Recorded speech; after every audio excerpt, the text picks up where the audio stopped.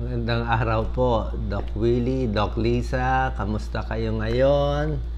Kakatapos lang ng napakalakas na earthquake, magnitude 6. At tapos ng earthquake, marami sa atin hilo pa hanggang ngayon. Actually, ngayon lang tinatanong ko nga sa anak ko, may earthquake pa ba? Gumagalaw pa ba yung tubig? Kasi pakiramdam ko parang umuuga pa konti-konti. Kahit wala ng earthquake, pakiramdam natin, umuuga pa. So, nakakataka ito. Ang tawag pala po dito, earthquake hangover.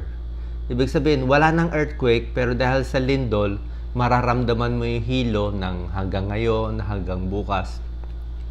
Tingnan mo, Doc Lisa, pag uugain kita, bali wala naman, di ba? Hindi ka naman nahihilo afterwards.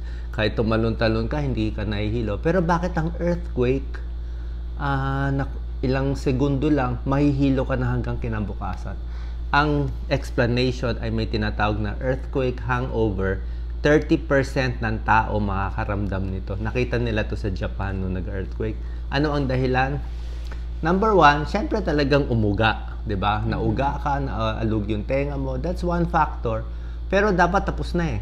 So, bakit nahihilo pa tayo? Ang dahilan ay anxiety. Nervyos. Ibig sabihin, dahil nag-earthquake, ninervyos tayo, naglabas yung katawan natin ng mga catecholamines, epinephrine, kaba, takot, big one na ba to? Babagsak na ba yung bahay? May mangyayari ba sa anak ko? Ang dami mong inisip, naglabas ng chemical ang katawan mo, kaya pinapawisan ka pa. Pag ang tao kinakabahan, nahihilo siya eh. Pag ang tao kinakabahan at may lahi kayo ng nervyos, mahina. So yung mga nagko-comment ngayon, ang dami kasi ng comment, Doc Lisa, hilo pa rin ako. Parang umuuga pa rin, pero hindi naman umuuga. Nervyos yun. So nervyos yan, anxiety, huwag kayong matakot. At pray lang natin na, syempre, lumindol, tingnan natin yung gamit natin, baka may aftershock, baka may mas malakas, hindi natin masabi. So ready lang tayo dito sa bahay natin, tawagan natin. Pero itong hilo, relax lang. By tomorrow, dapat mawawala din yan dahan-dahan. Yes, oo nga. Ang tawag nga dyan, earthquake drunk. So, parang nalasing ka dahil sa pagkalindol. Lalo na kung nakahiga ka nung nangyari yun. Or nagsusulat ka kasi biglang naalog. So, maaaring sabi nila sa Japan, kasi nga laging lumilindol doon. So, based on experience, tumataas daw yung mga tinitingnan ng mga general doctor. Mas marami daw nahihilo. So, maaring dahilan kahit walang lindol, nahihilo sila. Hilo na sila lagi.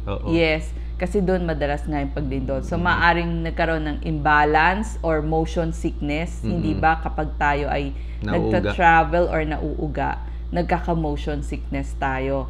Tsaka yun nga, earthquake phobia. Ngayon, pwede rin naman ang dahilan, may tatawag silang neurological mismatch. Ito naman, yung balanse natin, di ba ang balanse natin ay nasa loob ng tenga o dun sa tinatawag nating vestibular system, sa loob ng inner ear natin, nandun sa loob ng tenga. So, dahil nauga, nagkakaroon ng imbalance doon. Di ba tayo nga pag biglang baling, mauuga na tayo, tapos nahihilo. Ganon din yung nangyari kapag lumindol.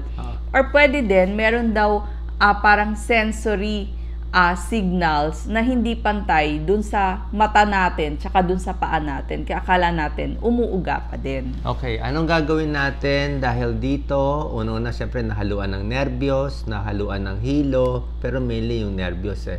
Ang tip ay, syempre, relax lang, inom ng tubig, mainit, kung ano nakaka-relax sa'yo, at tumingin lang sa malayo. Tingin lang kayo sa malayong lugar at relax lang. Tingin lang. Ako, ginawa ko, kumain ako ng chewing gum. Chewing gum. Bakit chewing gum? Wala, at least may kinain akong chewing gum. Ngayon, parang pauga-uga pa rin ako. Alam niyo, pag nagkakaedad, 50 and above, talagang mahilo-hilo ka eh. Kasama talaga yan.